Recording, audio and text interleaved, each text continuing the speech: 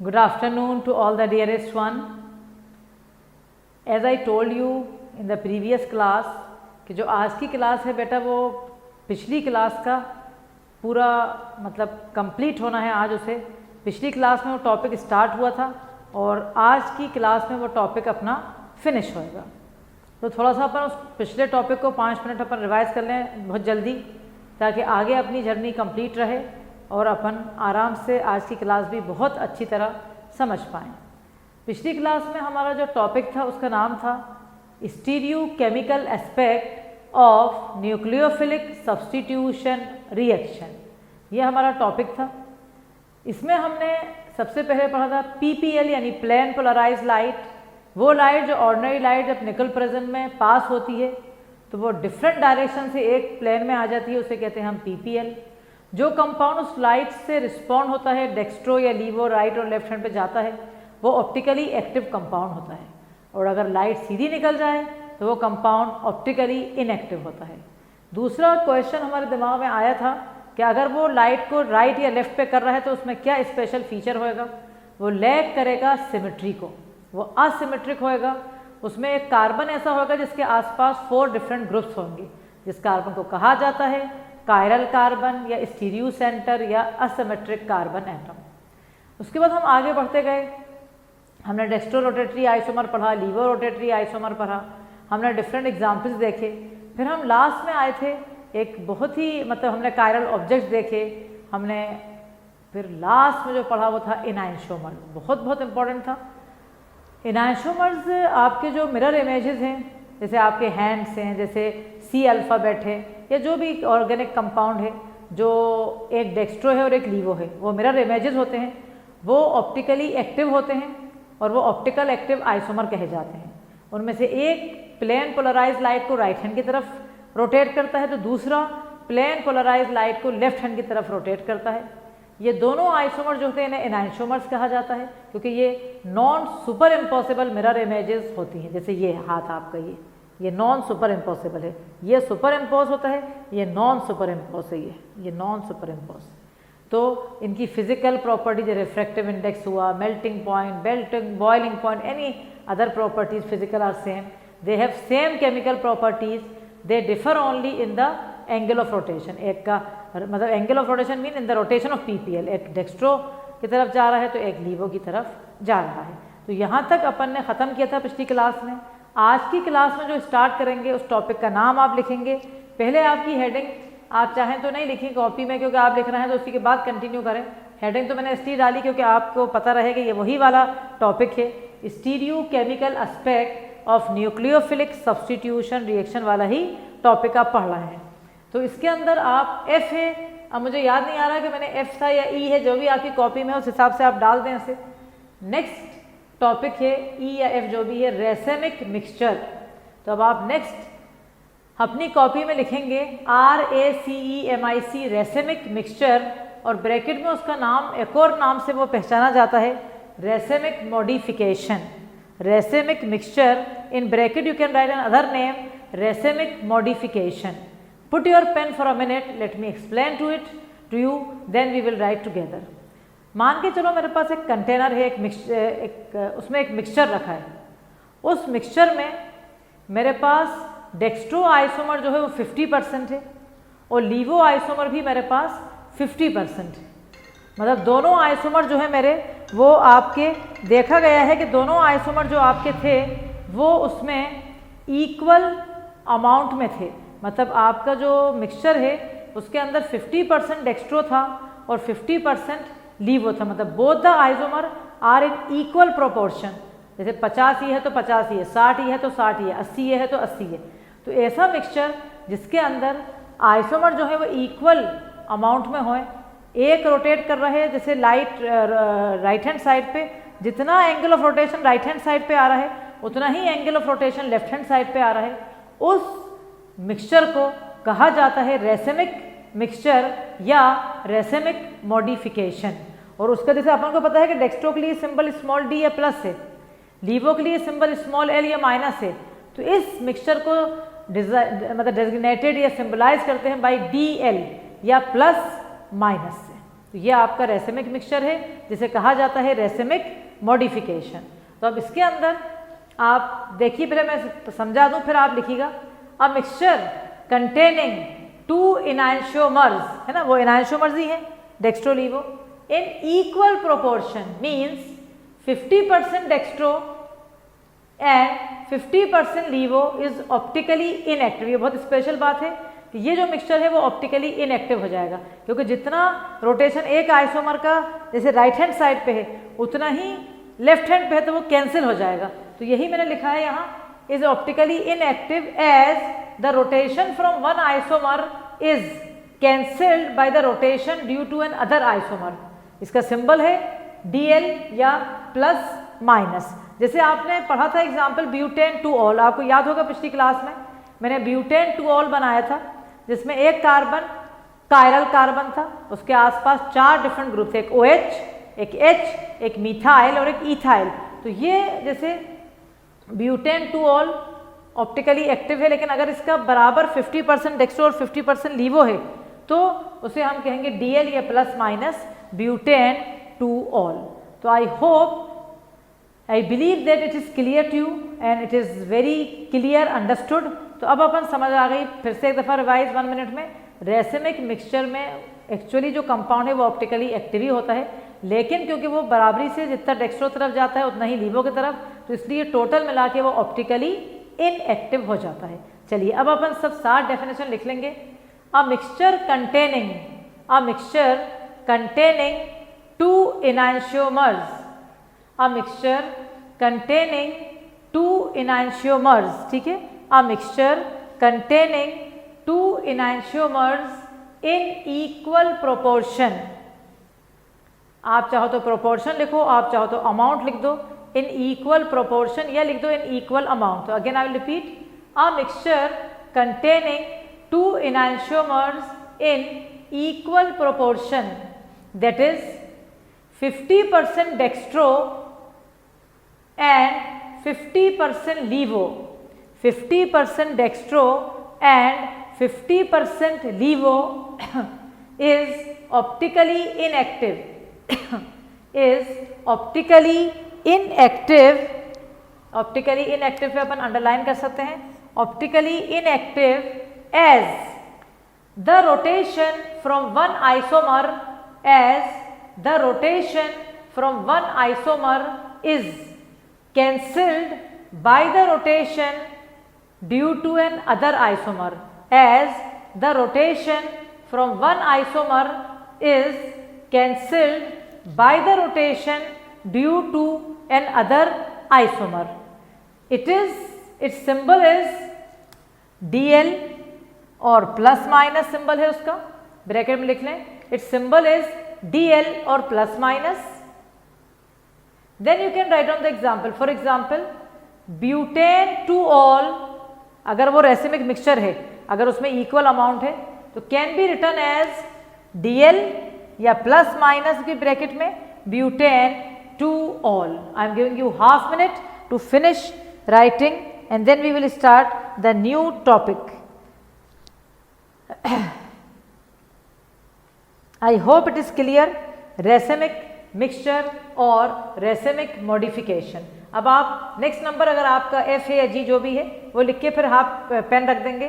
Racemisation, racemisation, RACEMISATION, racemisation.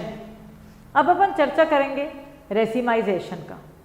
Racemisation बेटा एक ऐसा प्रोसेस है जिसके अंदर हम ऑप्टिकली एक्टिव एनाइंशियोमर को, भले वो डेक्स्ट्रो है या लीवो है, ऑप्टिकली एक्टिव एनाइंशियोमर को कन्वर्ट करेंगे into optically inactive racemic mixture.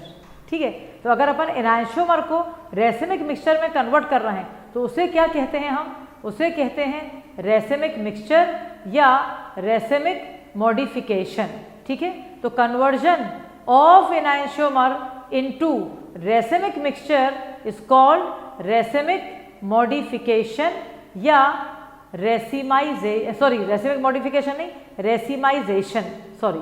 So please all of you write the definition together, inverted comma, the process of conversion, the process of conversion of enantiomer, underline कर सकते हैं आप enantiomer को, the process of conversion of enantiomer into racemic mixture, the process of conversion of enantiomer into racemic mixture is called racemization, is called racemization, उसे हम कहते हैं racemization, उस प्रोसेस का नाम है racemization. सो आई होप आपको racemic mixture या मॉडिफिकेशन समझ आ गया. नेक्स्ट जो आज अपन ने कंटिन्यूएशन में पढ़ा था उस टॉपिक के racemization समझ में आ गया. अब हम इसके अंदर जो लास्ट टॉपिक है वो पढ़ेंगे, फिर हम उसके बाद एग्जाम्पल्स और अपन मतलब प्रैक्टिस करेंगे. तो नेक्स्ट नंबर जो भी आपका हो एच या G, retention, RETENTION, retention. Again you put your pen for a minute and listen to me carefully. Retention, retain रहना, रिटेन करना, मतलब वैसे के वैसे ही रह जाना, रिटेन होना. जैसे मान के चलो फॉर एग्जाम्पल आपने SN2 मैकेनिज्म पढ़ी थी, अगर आपको याद है. मैंने आपको एक कंपाउंड दिया था CH3Cl, ये कार्बन पे 3 H लगे थे और एक Cl लगा था, अगर याद है. और हमने कहा था कि OH आ रहा है. अगर OH आ रहा था तो वो जहाँ Cl था उसके अपोजिट डायरेक्शन में आ रहा था, याद है. लेकिन अभी अगर कोई रिएक्शन ऐसा हो कि जहाँ से Cl हटा है उसी जगह OH आ जाए, जहाँ से Cl हटा है या कोई भी एटम या ग्रुप जहाँ से हटा है, जो नया ग्रुप आ रहा है उसी की जगह पे अगर आ जाए तो उसे कहते हैं रिटेंशन, रिटेन होना, वैसे कैसे रह जाना, रिटेंशन ऑफ कॉन्फ़िगरेशन. जो कॉन्फ़िगरेशन का मतलब क्या होता है, कॉन्फ़िगरेशन का मतलब कार्बन के आसपास ग्रुप का जो अरेंजमेंट है उसे कॉन्फ़िगरेशन कहते हैं. रिटेंशन ऑफ कॉन्फ़िगरेशन का मतलब जो अरेंजमेंट जैसा था वैसा ही है. जैसे मान के चलो किसी हॉल है या ड्राइंग रूम है, उसमें सोफ़ा सेट है, तो सोफ़ा सेट एक बड़ा यहाँ रखा है और 2 छोटे यहाँ रखे हैं. अब किसी ने नया सोफ़ा लेके आया, लेकिन उसने क्या करा, वहीं जहाँ पुराना था वहीं पर वैसे के वैसे ही रख दिया, तो अपन कहेंगे रिटेंशन ऑफ सोफ़ाज, मतलब सोफ़ों का जगहों को रिटेन करा, जहाँ थी वहीं के वहीं उनकी जगहों को बदला नहीं. इसे कहा जाता है रिटेंशन ऑफ कॉन्फ़िगरेशन. डेफिनेशन थोड़ी सी लगती है वो, क्योंकि वो साइंटिफिक लैंग्वेज है, पर उसका मतलब यही है जो मैंने समझाया है. ये दफ़ा मैं पढ़ के सुनाऊंगी, फिर लिखेंगे, आप ध्यान से देखेंगे. Retention of configuration is the, क्या लिखा है देखो, प्रिजर्वेशन, प्रिजर्व रखना, preservation of the spatial arrangement.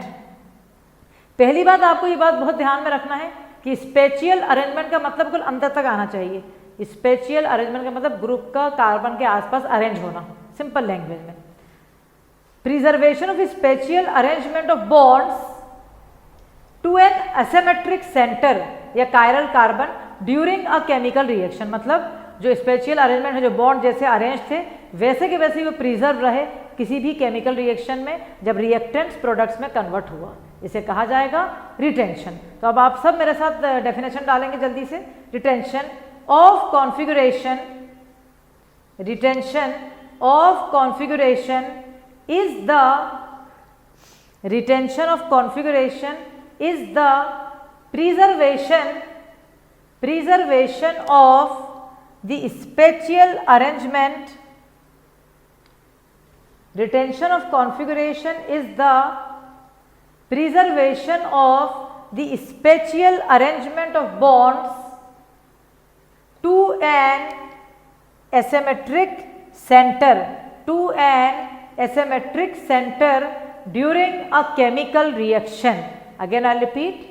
Retention of configuration is the preservation of the spatial arrangement of bonds to an asymmetric center, लिखो या chiral carbon लिख सकते हो, during a chemical reaction. I am giving you again half minute to finish writing fast, जो मैंने अभी आपको समझाया है, ताकि फिर मैं आपको बढ़िया सी एग्जाम्पल दे सकती हूँ. और इसके अंदर अपन एक लाइन और लिख रहे हैं अभी आगे कि यहीं पर कंटिन्यू अपन करेंगे. Means during a reaction, during a reaction no bond, during a reaction, यहीं पर कर सकते हो continue. During a reaction no bond is broken, no bond is broken, कोई सा बॉन्ड नहीं टूटा. to the stereo center. No bond is broken to the stereo center. Stereo centre के आसपास जितने बॉन्ड थे वैसे के वैसे रहे, कोई टूटा नहीं, सिर्फ ग्रुप हटा और उसके बदले आके दूसरा ग्रुप लग गया। तो जो प्रोडक्ट है उसका कॉन्फ़िगरेशन बिल्कुल वैसा के वैसे ही आया। अब इसकी मैं एक आपको एग्जांपल दे रही हूँ। फॉर एग्जांपल 2 मिथाइल, अभी मैं अपन करके रख रहे हैं, 2 methyl butane 1 all, 2 methyl butane 1 all अगर अपन ले रहे हैं, मैं एक बार लिख देती हूँ, अभी एक मिनट अपन ये मिटा के, आप जब तक उसका थ्योरी लिख लो मैं फिर बनाऊंगी, तो लिखो मेरे साथ। For example 2 methyl butane 1 all is treated with 2 methyl butane 1 all is treated with HCl। ठीक है, 2 मिथाइल ब्यूटेन 1 ऑल को अगर हम ट्रीट कर रहे हैं HCl से, तो इस रिएक्शन को हम करके बता रहे हैं आपको कि ये कैसे रिटेंशन आपको मतलब समझाएंगे इसको। 2 मिथाइल ब्यूटेन 1 ऑल, पहले अपन जनरल ले रहे हैं।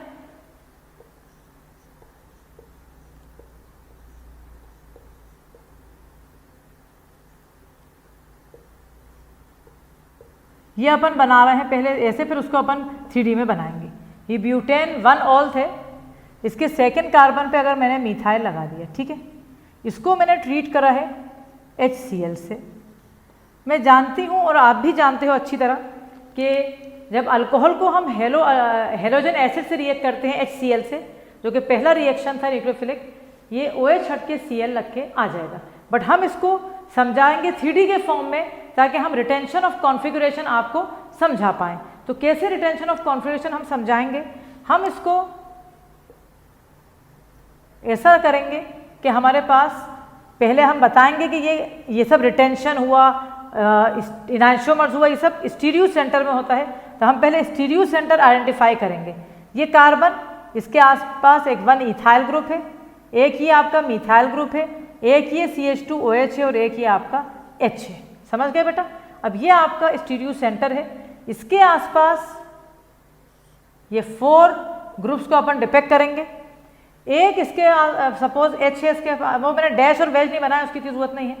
एक सपोज इसके पास CH3 है, एक सपोज इसके पास CH2 CH3 या C2H5 लिख सकते हो, और एक इसके पास CH2OH।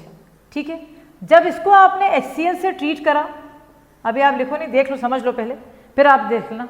तो हमने देखा कि ये OH जो है, Cl यहाँ से बदले यहाँ कहीं नहीं आया, ये CH2OH उधर नहीं चला गया, बल्कि यहीं पर बॉन्ड एक भी नहीं टूटा, सिर्फ OH हटा और OH के जगह पे आके कौन लग गया, OH की जगह पे आके Cl लग गया। तो यहाँ पर CH2 Cl हो गया, यहाँ पर आपका CH3 था, ये आपका H था, ये आपका CH2 CH3 जैसा था वैसा का वैसे ही रह गया। This is known as retention. So I think you know the English word retention, के कॉन्फ़िगरेशन सेम रहा around the stereo centre, no bond is broken. ये सब स्टेटमेंट वाले क्वेश्चन में बहुत अच्छी तरह याद रखो, ऐसी चीज़ें स्टेटमेंट वाले क्वेश्चन में आती हैं। क्या बॉन्ड टूटता है रिटेंशन में? नहीं टूटता। कहाँ टूटता है बॉन्ड? SN2 में टूटता है, जहाँ पर लीविंग ग्रुप जा रहा होता है और न्यूक्लियोफाइल उस तरफ से आ रहा होता है। ये सब चीज़ें दिमाग में आपको रखना है। Hurry up, draw it very fast, जल्दी से बना लें आप।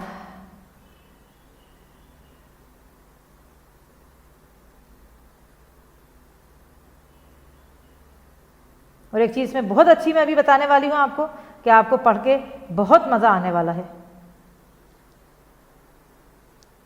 इसका नाम मैं लिख के बता रही हूँ, आप लिखते जाओगे और साथ में मेरे साथ नाम भी लिख लो।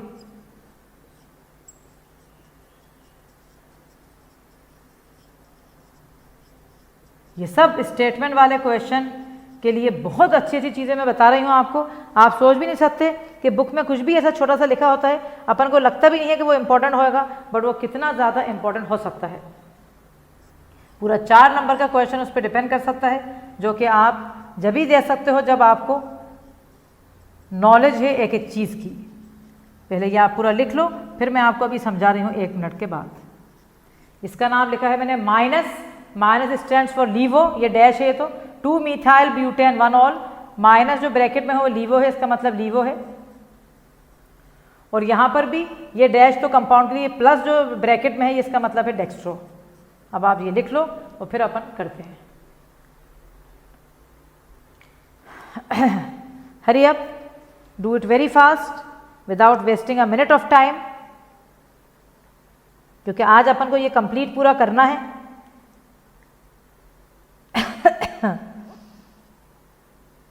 Okay children, done. चलिए अब आप ध्यान से रखिए, यहाँ पर एक खास चीज बताई जा रही है। रिटेंशन ऑफ कॉन्फ़िगरेशन में only group is removed, no bond is broken around the stereo centre. But यहाँ क्या चीज दिख रही है, अगर एक आइसोमर लीवो है तो रिटेंशन ऑफ कॉन्फ़िगरेशन तो हो रहा है, सब कुछ सेम है, बट जो दूसरा कंपाउंड है वो काफ़ी कुछ, मतलब बहुत अजम्पशन है 99% कि वो अपना ऑप्टिकल रोटेशन चेंज कर देता है।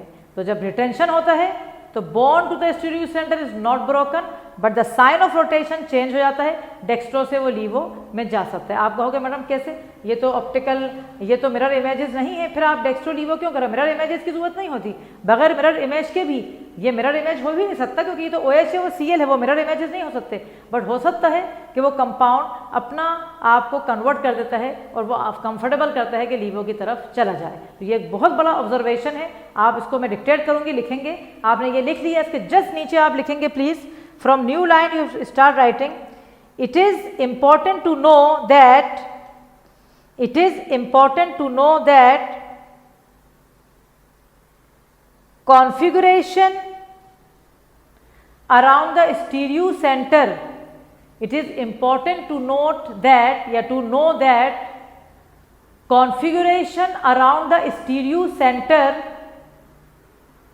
is same in the reactants and products, in the reactants and products, but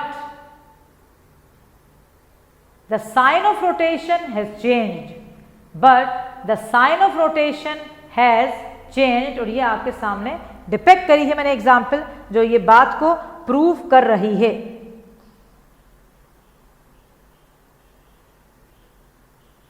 वहीं पर कंटिन्यू कर देंगे अपन एक line, this is because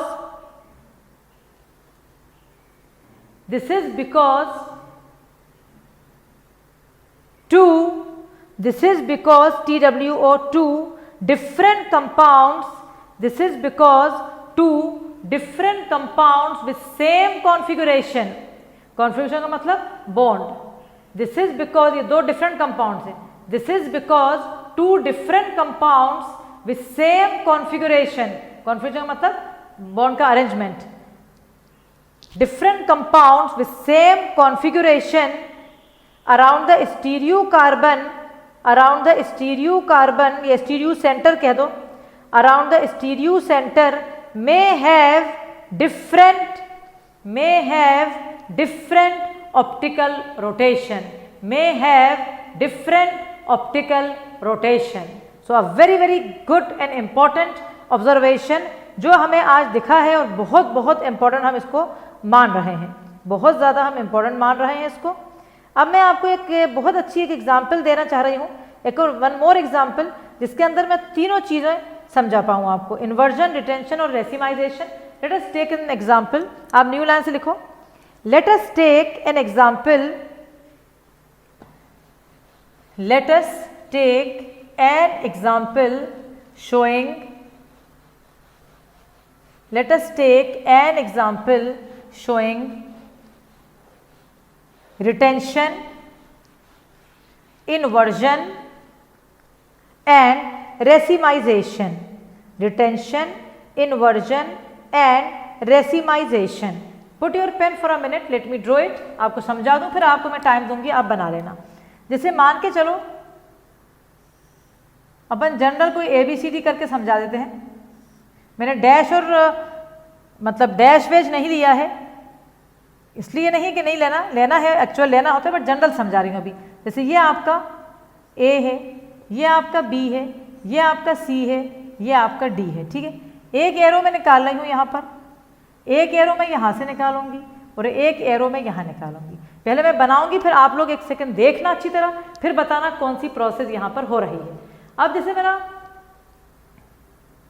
x डल रहा है यहाँ, कोई सा कंपाउंड है, इसका नाम भी देख लेते हैं। सपोज अगर नाम तो खैर ऐसा कोई वो नहीं है इसके अंदर, बट जैसे अपन ने सपोज x मान लिए, कुछ भी रिएजेंट है मतलब डालना है।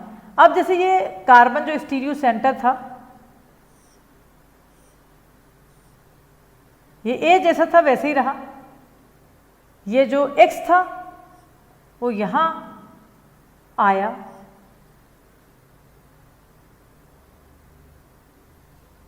और यहाँ पर आपका C आया। A B C D ये आपका एक मतलब मैं आखिरी कंपाउंड बता रही हूँ। जब X आया तो X उल्टी जगह पे आया, मतलब X यहाँ आया और यहाँ पर आपका B आया, ठीक है। B उधर चला गया और X उसके अपोजिट डायरेक्शन में आया और C जैसा था वैसे ही रहा। अब एक और मेथड है, यहाँ X डाला मैंने, तो X जब मैंने यहाँ डाला तो फिर मैं 4 डिफरेंट ग्रुप्स यहाँ से ले रही हूँ। इस टाइम मेरा X A यहीं रहा, B यहाँ था, C यहाँ था, मेरा X जो है वो यहाँ आ गया। और इसको मैं जैसे A मान लूँ, सपोज ये मेरा B हो गया फॉर एग्जाम्पल, क्योंकि दोनों जगह मैंने देखा कि D हट रहा है बट X एक जगह इधर है ABC और एक जगह मेरा उल्टा हो गया इसका। मतलब इसको अगर आप एग्जैक्ट बनाना चाहोगे तो आप इसको यूं कर सकते हो, इसको ऐसे कर देंगे अपन, ये C मतलब जस्ट उसका उल्टा हो गया। तो ये जो तीसरी जगह है ये A प्लस B हो गई। अब हम अगर देखेंगे ध्यान से अपने मॉलिक्यूल पे तो हम लेट अस उसको समझे साथ। ये एक मेरा 3D रिप्रेजेंटेशन था एक कंपाउंड का, जिसमें मैंने एक इनकमिंग ग्रुप डाला। वो इनकमिंग ग्रुप जो है उल्टी तरफ से आया, यहाँ पर आया, ये X D तो मुझे हटाना ही है, वो लीविंग ग्रुप था, बट ये X यहाँ से आया तो B उसकी जगह पे चला गया और D तो हट ही चुका है। तो यकीनन X इस टाइम उल्टी तरफ से आया है, तो ये क्या डिपेक्ट कर रहे हैं आपको? इन्वर्जन। तो दिस प्रोसेस डिपेक्टिंग इन्वर्जन, ठीक है बेटा। अब अगर यहाँ पर X आया लेकिन वो D की जगह पे, X जो है वो D की जगह पे ही आया, मतलब D हटाया उसने, उसी की जगह पे आ गया, बाकी ABC सब एक जैसे हैं। तो ये हमारा जो अभी पढ़ाया गया था आपको, ये हमारा डिपेक्ट कर रहा है retention.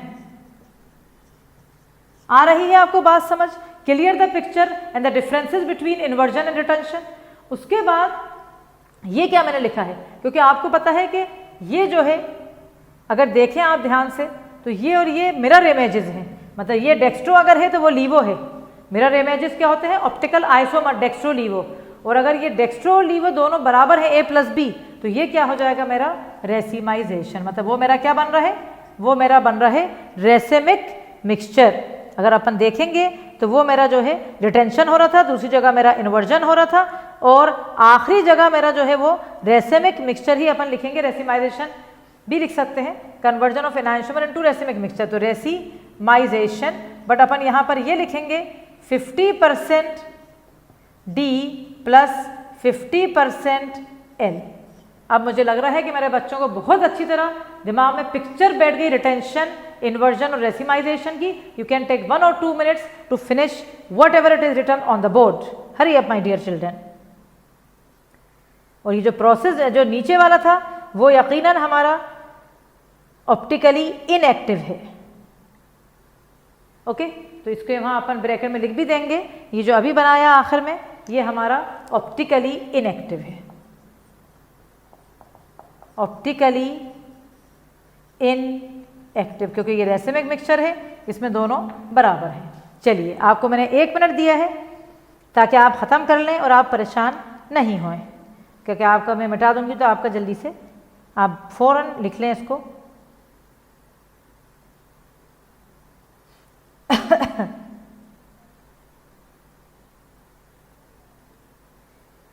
Hurry up children, please finish it very fast.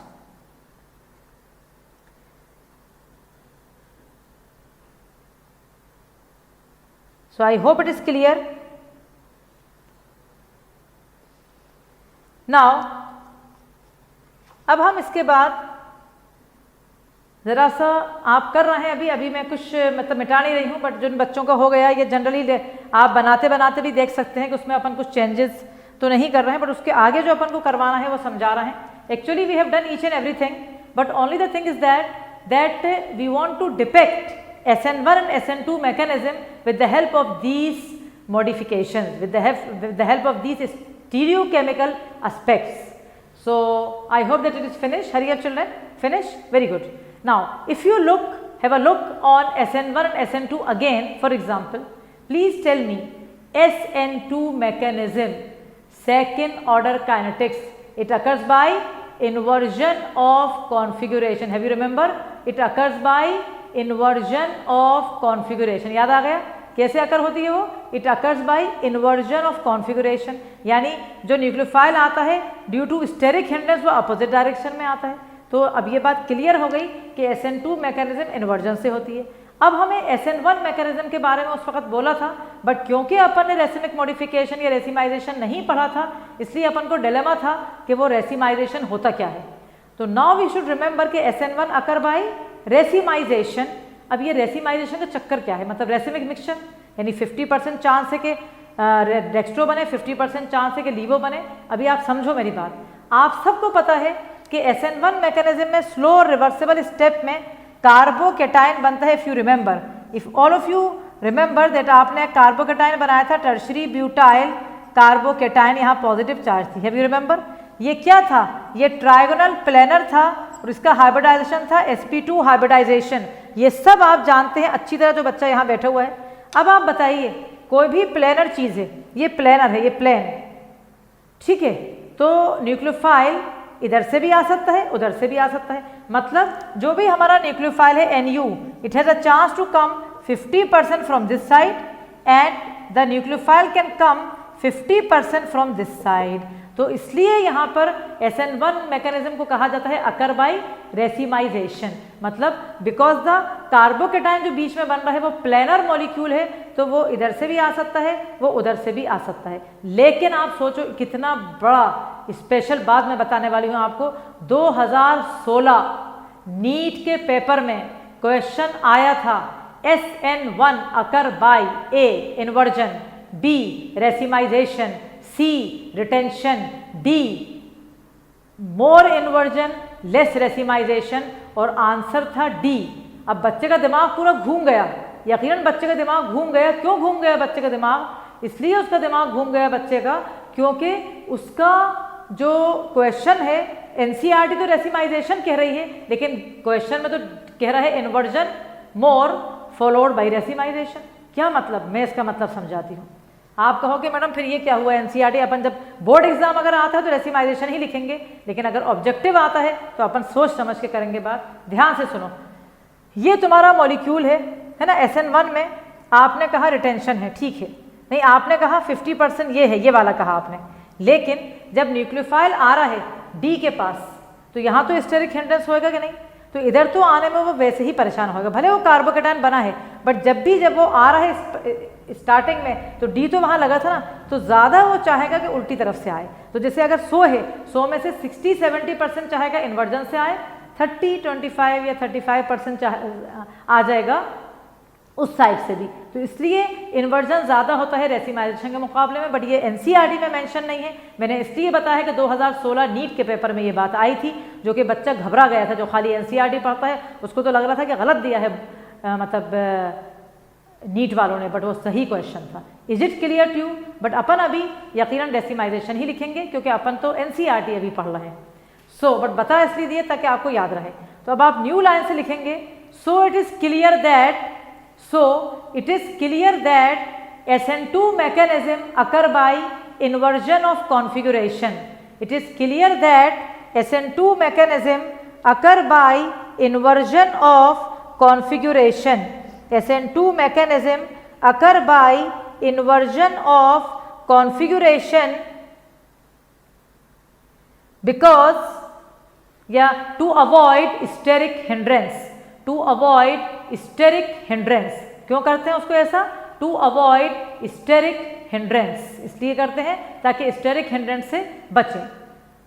New line से या वहीं पर कॉमा लगा के, while SN1 mechanism occur by racemization, while SN1 mechanism occur by racemization, ये पूछ सकते हैं Y. SN1 mechanism occur by racemization because in the slow step carbocation is formed, because in the slow step carbocation is formed which is sp2 hybridized and planar, which is sp2 hybridized and planar. In the slow step carbocation is formed which is sp2 hybridized and planar,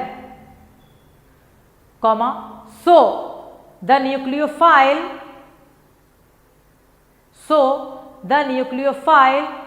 can come from either direction, मतलब इधर से भी या उधर से भी, nucleophile can come from either direction। और ये आप बना लें पूरा, ये जो मैंने लिखा हुआ है ना, आप ये पूरा का पूरा ऐसा बना लें, ठीक है, जल्दी से पूरा का पूरा आप इसको ऐसे के ऐसे ही बना लें।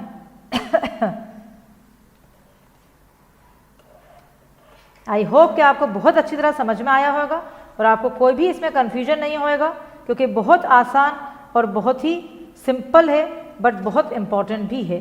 और अगर किसी बच्चे को लिखना है अपने फ़ायदे के लिए, किसी बच्चे को सोच के कि नहीं भाई हमें तो लिखना है, हम तो सही चीज़ लिखेंगे, तो वो एक कोने में अपने आप लिख ले, एक्चुअली वहाँ लिख ले नीट या objective comparative. Actually SN1 occur by more inversion and less racemisation, ये चाहो तो लिख लो, क्योंकि जब चीज़ जो सही है वो भी तो अपन को पढ़ना चाहिए।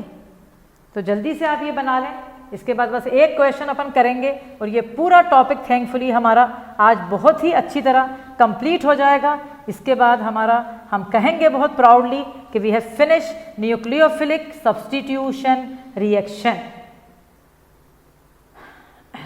बन गया सबका, कार्बोकेटाइन में प्लेनर sp2 और 50% न्यूक्लियोफाइल वहाँ से, 50% यहाँ से। नाउ अब आप एक क्वेश्चन डालेंगे, identify chiral and achiral molecule. Question है identify chiral and achiral molecule. दो पेयर दिए हुए हैं उसमें से, जैसे पहला पेयर है 1 ब्रोमोब्यूटेन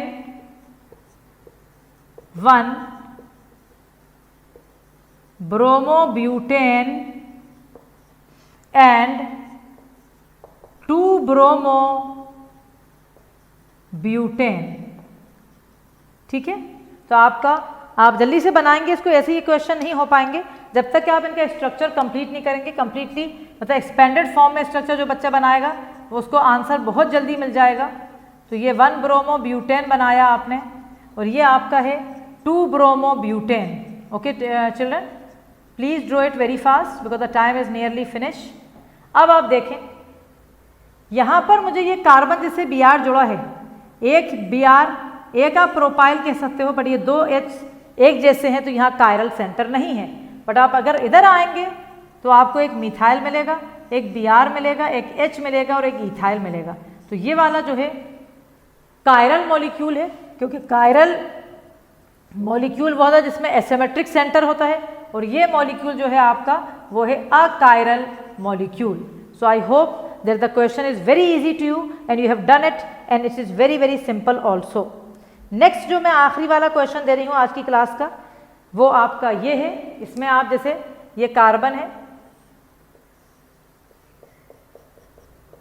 इसमें चलो मैं डैश और वैज बना देती हूँ क्योंकि एक्चुअली डैश और वैज से ही बनता है।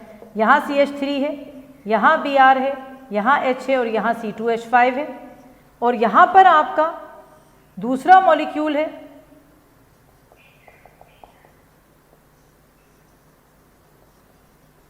यहाँ पर एक Br है और यहाँ भी एक Br है। तो बिल्कुल साफ दिख रहा है, इसके अंदर भी कोई ऐसा नहीं है कोई चीज़ नहीं दिख रही है। यहाँ पर चारों ग्रुप अलग हैं तो ये कायरल मॉलिक्यूल हो गया आपका, और यहाँ पर 2 Br सेम हैं तो ये आपका अकायरल मॉलिक्यूल हो गया।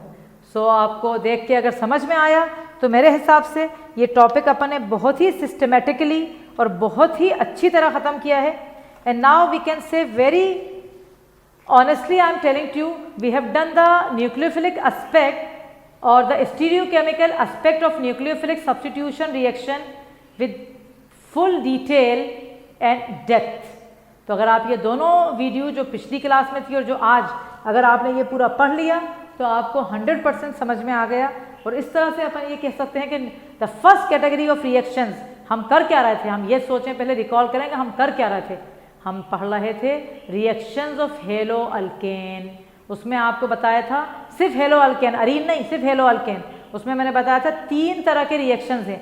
कैपिटल ए पढ़ रहे थे न्यूक्लियोफिलिक सब्स्टिट्यूशन रिएक्शन। पहले कैटेगरी के जो रिएक्शन हैं अगर आप ध्यान से देखोगे तो 7 वीडियोज़ हैं उनकी। अब आप समझो कि कितना डेप्थ है केमिस्ट्री में। पहली वीडियो और दूसरी वीडियो में रिएक्शन पढ़ाए गए थे, तीसरी में SN2 पढ़ाया था, चौथी में SN1 पढ़ाया था, पांचवी में SN1 और SN2 के क्वेश्चंस करवाए गए थे, 6th वाली वीडियो में न्यूक्लियोफिलिक एस्पेक्ट का फर्स्ट पार्ट 1 पढ़ाया था और ये वाली वीडियो में न्यूक्लियोफिलिक एस्पेक्ट का पार्ट 2 पढ़ाया है। ये अकॉर्डिंग टू CBSE कंप्लीट हो गया है। कॉम्पिटिटिव की क्लासेस अलग से और लगेंगी। अब इसके बाद बी या सेकंड कैटेगरी आएगी रिएक्शंस की, जो कि नेक्स्ट क्लास में होगा, वो होगा elimination reactions. So till that time I want that all of you be healthy, safe and take care of your self and your parents. And don't forget to always, I remember 3 things. Don't forget to subscribe the channel, don't forget to like the video, don't forget to share it with many more, and don't forget to see it the video in the premiere. Be punctual. अपने time की कीमत समझो। जो time table दिया है उसके हिसाब से आप करोगे तो आप टॉपर बन जाओगे, और अगर उसके हिसाब से नहीं करोगे तो आपके बहुत एक्यूमुलेशन हो जाएगा and you will be at the end of the journey you will be in that way कि मेरे पास इतना सारा है, आई कांट फिनिश इट।